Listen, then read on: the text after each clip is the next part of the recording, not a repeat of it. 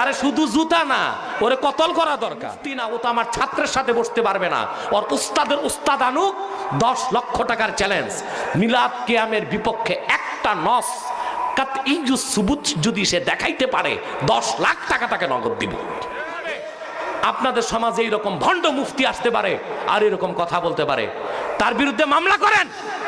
উচ্চ আদালতে মামলা পরিচালনার দায়িত্ব আমি নিব ইনশাআল্লাহ। মুসলমানদের ঈমান অনুভূতিতে আঘাত করার অধিকার তো তার নাই।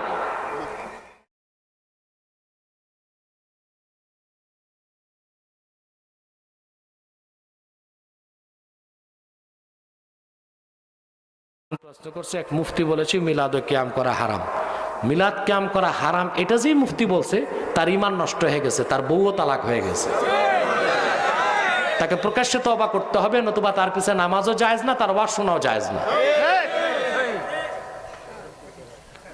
কথা বুঝেন নাই? আর যদি ইসলামী আদালত থাকতো, কমসে কম তাকে 10টা দোররা মারা ওয়াজিব হইতো। বুঝেন নাই? কেউ যদি মিলাদ কিয়াম না করে তাকে আমরা কিছুই বলি না। কেউ যদি ফরজ নামাজও না পড়ে তাকে কাফের বলা যাবে?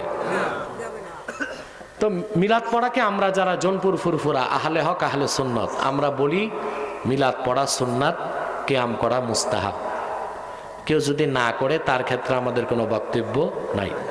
কিন্তু যে মুফতি বলছে মিলাদ ও কিয়াম করা হারাম, সে কাফের হয়ে গেছে, তার বউ তালাক হয়ে গেছে। তারা দোররা না লাগাইতে বলো, জুতা দিয়া কটা লাগানো দরকার ছিল। কারণ সে করে না, এটা তার ব্যক্তিগত বিষয়। সে হালালকে হারাম কিভাবে করলো? ওই একটা তো দলিল হবে না। আচ্ছা রাখেন, আমি কোনো দলিলে যাব না।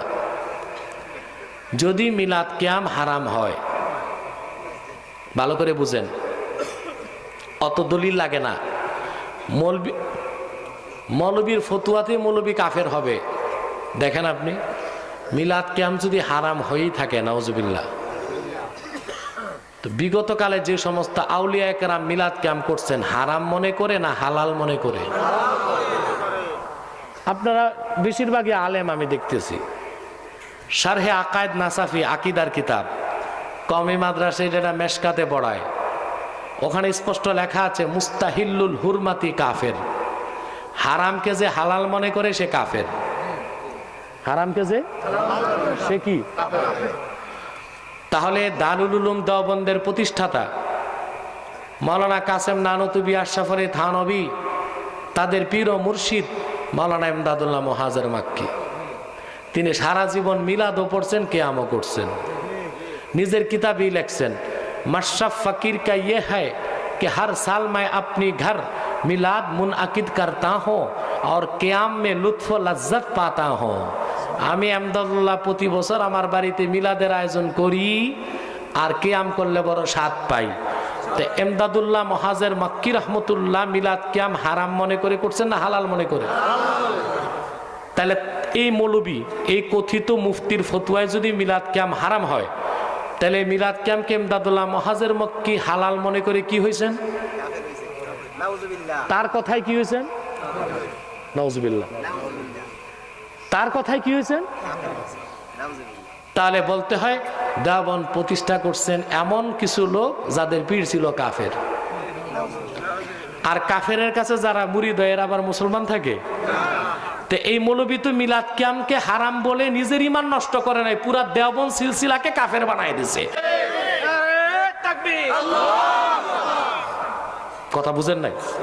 তার অপরাধটা কি ছোট না বড়? সে মিলাদ কিয়ামকে হারাম বলে নিজের ঈমান নষ্ট করে নাই, পুরা দেওবন্দ সিলসিলাকে কাফের বানায় দিয়েছে। তার 10টা জুতায় হবে না, ওরে স্যান্ডালাইজ করতে করতে কবরে দিতে হইব। ঠিক কিনা বলেন? জাহেলে উসুল পড়ছে নাকি? নুরুল আনোয়ার পড়ছে, খুসামি পড়ছে, উসুলে শাসি পড়ছে। কোন জিনিসকে হারাম সাব্যস্ত করতে কাতইউস সুবুত লাগে।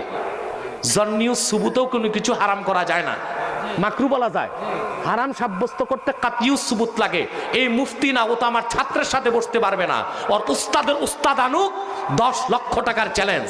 মিলাদ কিয়ামের বিপক্ষে একটা নস কাতইউস সুবুত যদি সে দেখাইতে পারে, 10 লাখ টাকা তাকে নগদ দিব। কাতইউস সুবুত মানে কোনো তাফসীরে যাওয়া যাবে না, ফিকহে যাওয়া যাবে না।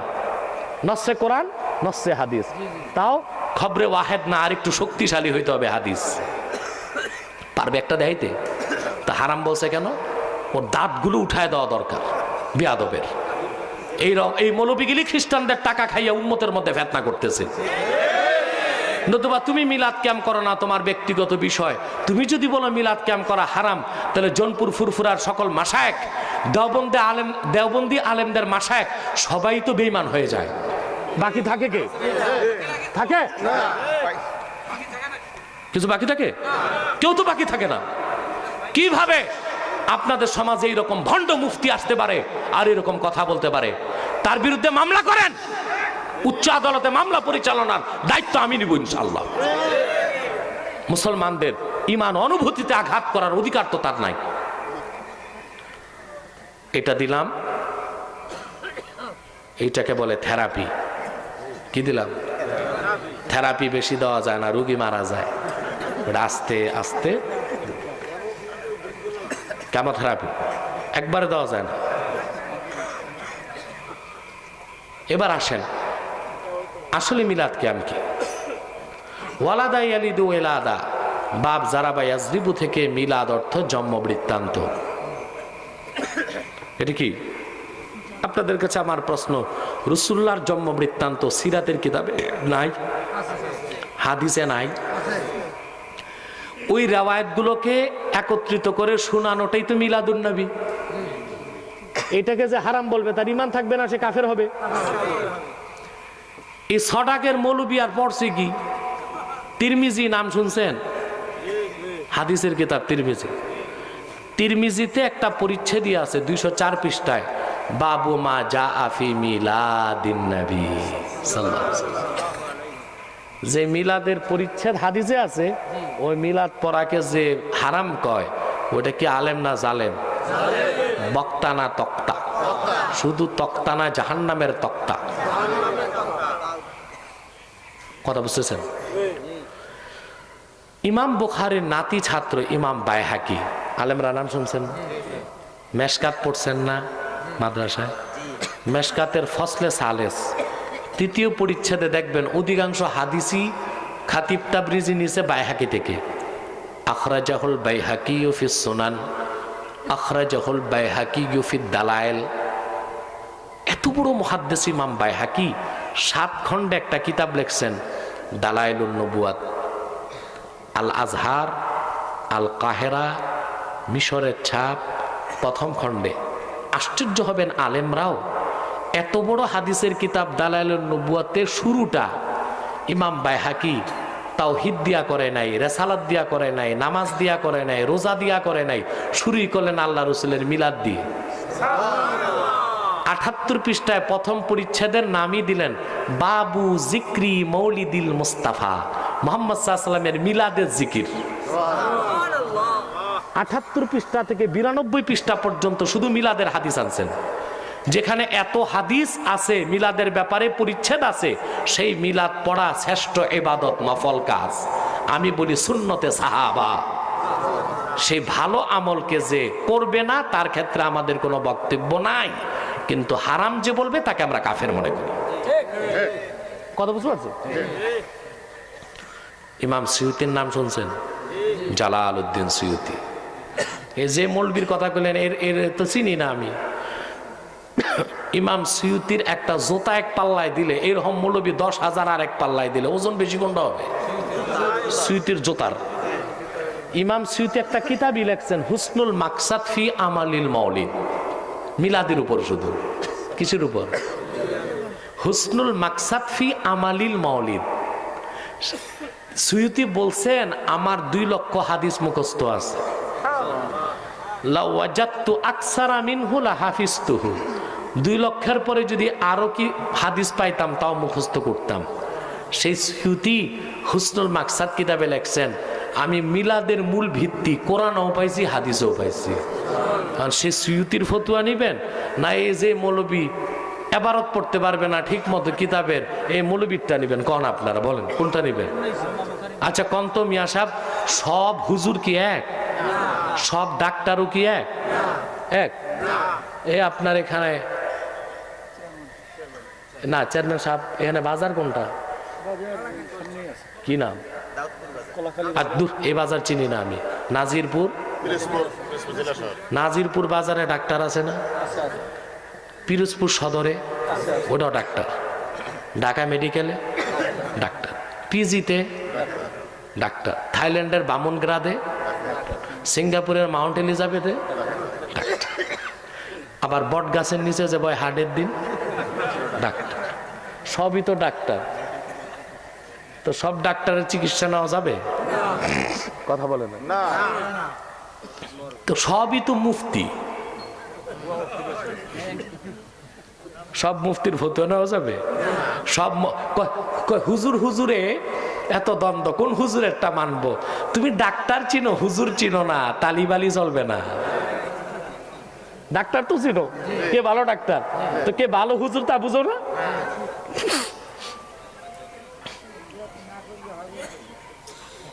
খেয়াল করতেছেন? এখন হাতুরা ডাক্তার জীবন নষ্ট করে, হাতুরা মৌলবী ইমান নষ্ট করে। ও এক লোকের দাঁতে ব্যথা, বুঝলেন, দাঁত উঠাইতে গেছে বট গাছের নিচে ডাক্তারের কাছে। বট গাছের নিচে ডাক্তারের কি আছে? একটা টেবিল আছে, তাও 3টা পায়ে, আর একটা তো পায়েই নাই, বাঁশ লাগায় রাখছে। দাঁত যে উঠাবে তার কাছে তো সায়েন্টিফিক অ্যাচিভমেন্ট নাই, কামারের দোকানে বানানো সারাশি একটা ঢুকায়া দাঁত টাইনে একটা বের করছে। টাকা দাও। লোকটা তো চিৎকার আর কান্নায় অস্থির। তো 10 টাকা বের করছে। 10 টাকা দাও কেন? কে যে আপনি লিখে রাখছেন এক দাঁত ফেলতে 10 টাকা।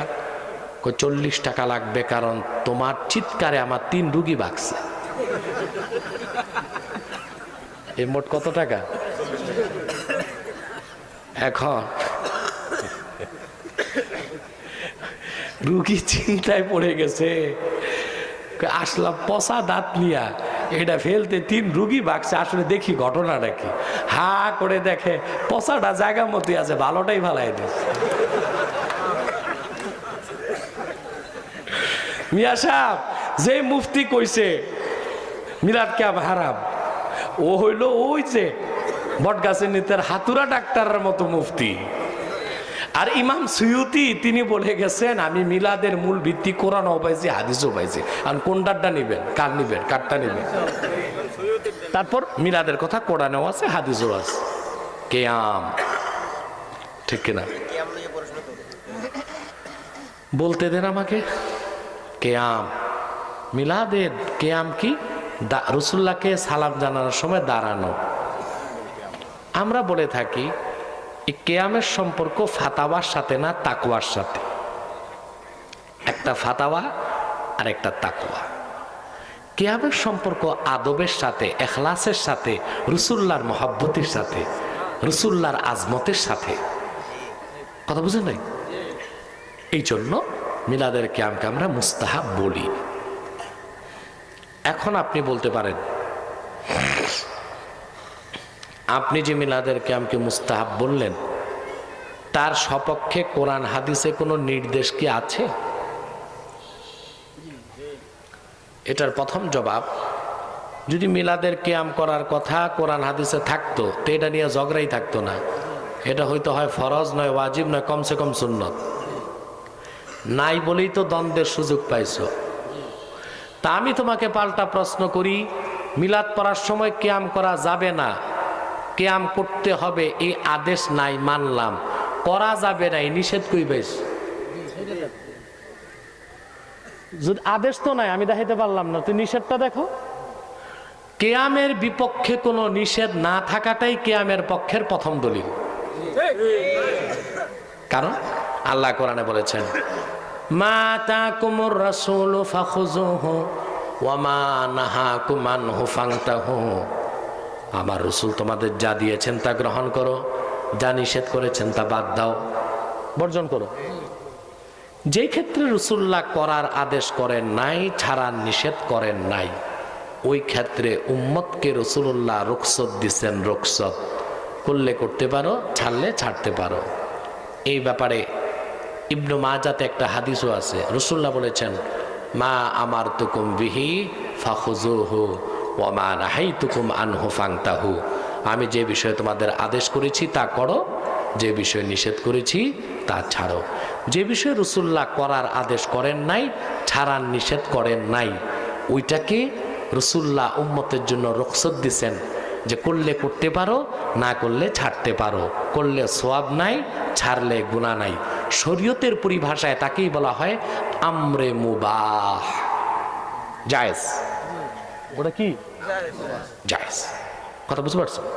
যেমন আমি একটা উদাহরণ দিচ্ছি, এই যে আমি চা পান করছি, হ্যাঁ,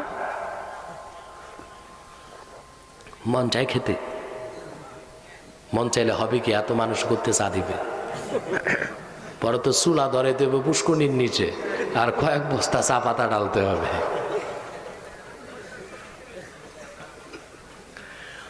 আমার কথায় অনেকের চুলকানি হবে, উঠে যাবে, এতে আপনারা বিচলিত হবেন না। কিছু মানুষের অ্যালার্জি হইতেই পারে, তারা থাকলে ভালো, না থাকলে বেশি ভালো।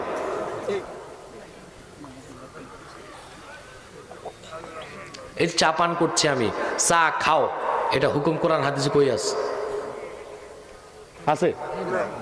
চা খায়ও না, তাহলে চা খাওয়াটা কি? মুবাহ। খাইলে সওয়াব নাই, না খাইলে গুনাহ নাই। আপনাদের দেশে বাচ্চারা ঢাকা নারায়ণগঞ্জে বেশি চকলেটের মতো কি যেন খায়, ইয়াবা না বাবা, কি ইয়াবা, এটা আসেনি এই দেশে? ফিরোজপুরেও ঢুকছে। ইয়াবা খাওয়া কি? জোরে বলেন। 10,000 টাকা চ্যালেঞ্জ করলাম, ইয়াবা খাওয়া হারাম, একটা দলিল কিতাব থেকে দেখান তো। কোন ফেকার কিতাবে আসছে লা ইয়াহিল্লু আকলুল ইয়াবা, ইয়াবা খাওয়া হারাম? দেখি হারাম বলবেন না, কথা বলেন। ইয়াবা খাওয়া তো হারাম। তা আপনাকে যদি বলি কোন কিতাব থেকে নামে দেখাও লা ইয়াহিল্লু আকলুল ইয়াবা, ইয়াবা খাওয়া হালাল না হারাম, এটা দেখাও, থেকে হারাম বলা যাবে না? ১৫০০ বছর আগে রাসূলুল্লাহ বলেছেন, কুল্লু মুসকিরিন খামরুন ওয়া কুল্লু মুসকিরিন হারাম। প্রত্যেক নেশা সৃষ্টিকারী জিনিসই মদ, প্রত্যেক নেশা সৃষ্টিকারী হারাম। মদ নামে হোক, ভটকা নামে হোক, হুইস্কি নামে হোক, ভাং নামে হোক, গাঁজা নামে হোক, ইয়াবা নামে হোক, মানে যে যুগে যেটাই হোক, শক্ত হোক, তরল হোক, নরম হোক, নাম যেটা হোক, ওটা খাওয়া কি? তাহলে চা খাওয়ার বিপক্ষে দলিল নাই, এজন্য এটা মুবাহ। ইয়াবা খাওয়ার বিপক্ষে দলিল আছে, এজন্য এটা খাওয়া কি? হারাম। এটা উসুলে ফেকা। ওই যে মুফতি ফতোয়া দিয়ে দিছে, ও তো ফেকা পড়ে নাই, ফেকা পড়ছে?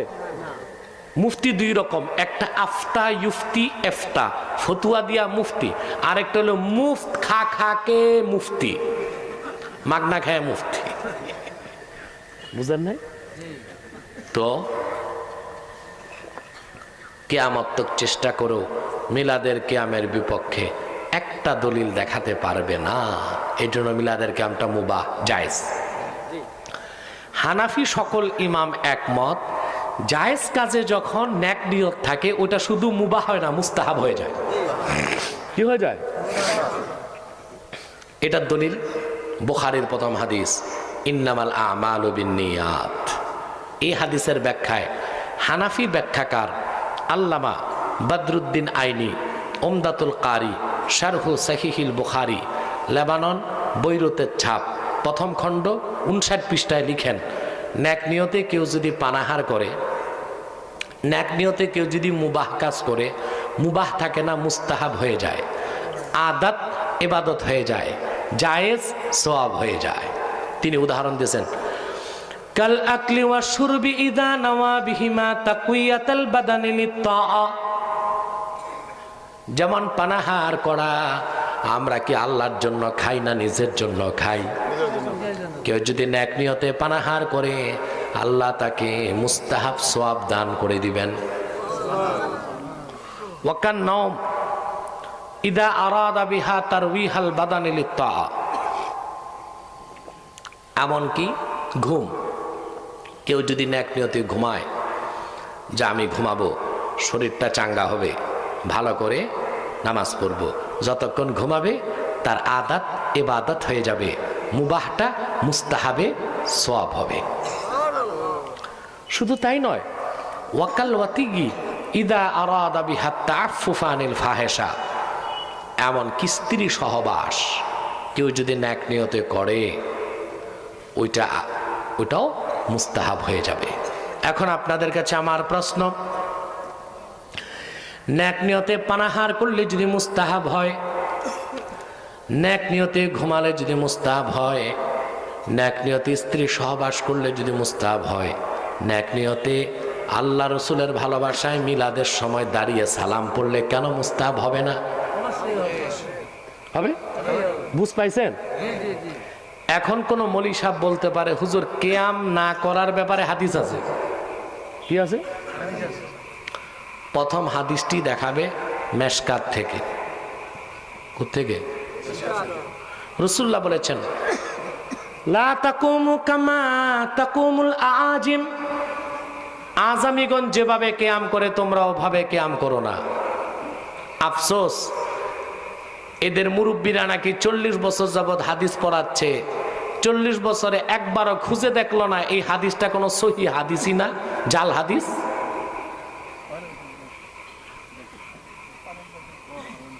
এই যে লা তাকুমু কামা ইয়াকুমুল আজিম, যারা আলেম তাদেরকে আমি অনুরোধ করব, যদি কোনো বড় দাওরাই হাদিস মাদ্রাসা থাকে কিংবা কামেল মাদ্রাসা, ওখানে যে দেখবেন মূল হাদিসটা আছে আবু দাউদ 710 পৃষ্ঠায়।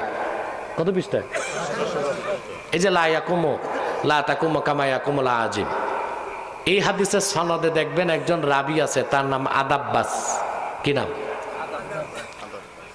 সকল রিজালের কিতাবে এসছে আদাব্বাস ছিল মাজহুল, ওয়াদ্দা, জাল হাদিস বর্ণনাকারী। এই জন্য ইমাম সিউতি মেরকাতুস সাউদ কিতাবে লিখেছেন, হাজা হাদিসুন দাঈফুন মুত্তারাবুস সানাদ ফিহি রাজুলুন লা ইউরাফ।